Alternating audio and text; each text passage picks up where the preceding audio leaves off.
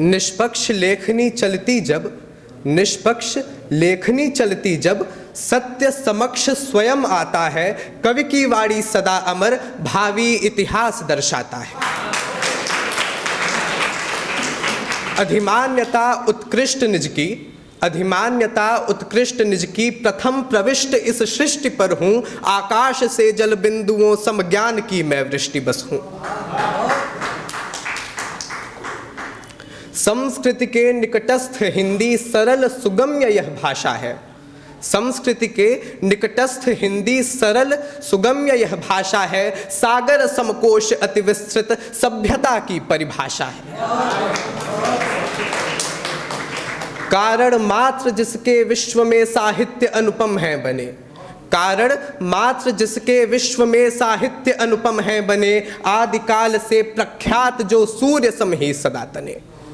अब मैं अपनी कविता जो बाली वध पर मैंने लिखी थी, जब माता सीता का हरण हो जाता है और श्री राम और लक्ष्मण व्याकुल हो जाते हैं, जंगल जंगल भटकते हैं माता सीता को खोजने के लिए, माता सीता को पाने के लिए, एक ईश्वर एक विधाता कैसे व्याकुल हो जाता है अपनी प्रेमिका को पाने के लिए, सुनिएगा।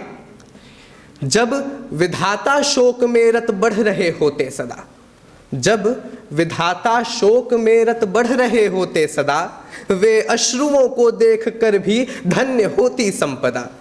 रोते बिलखते हैं वही जो व्यग्र होते वियोग में, रोते बिलखते हैं वही जो व्यग्र होते वियोग में, जब जानकी वल्लभ स्वयं थे निज प्रिया के शोक में।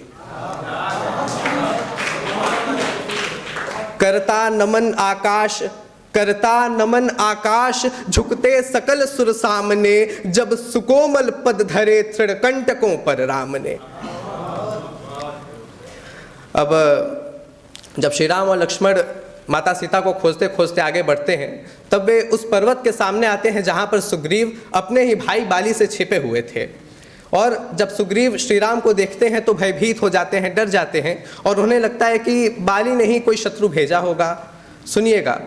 सहमा हुआ भयभीत मन से, सहमा हुआ भयभीत मन से भीति दर्शाते हुए, जब देख हर को दंड खंडन राम को आते हुए।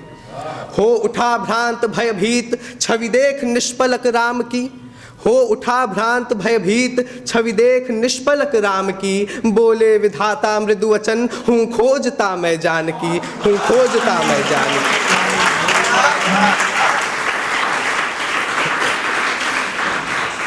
अब सुग्रीव श्री राम को अपनी व्यथा बताते हैं, अपनी पीड़ा बताते हैं कि उनके साथ क्या क्या हुआ, उनके पत्नी का हरण हो गया, उनका राज छिन गया।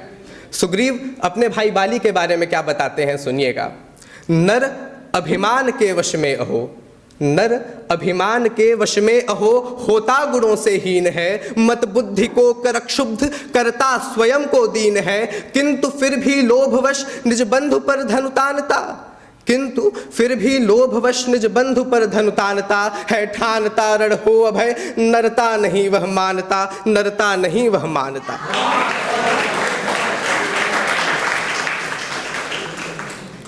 अब श्री राम यह निश्चय करते हैं कि वे बाली का वध करेंगे, और जब बाली का वध कर देते हैं श्री राम, तो बाली उन पर अधर्मी होने का आरोप लगा देता है कि तुम तो बड़े अधर्मी हो, तुमने तो पेड़ के पीछे से छिपकर मुझे मारा है।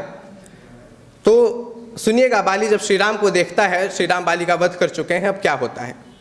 देख कर प्रभु राम को बोला अधर्मी हो बड़े, देख कर प्रभु राम को बोला अधर्मी हो बड़े, देव तुल्य पूजित सदा किस भांति सम्मुख हो खड़े।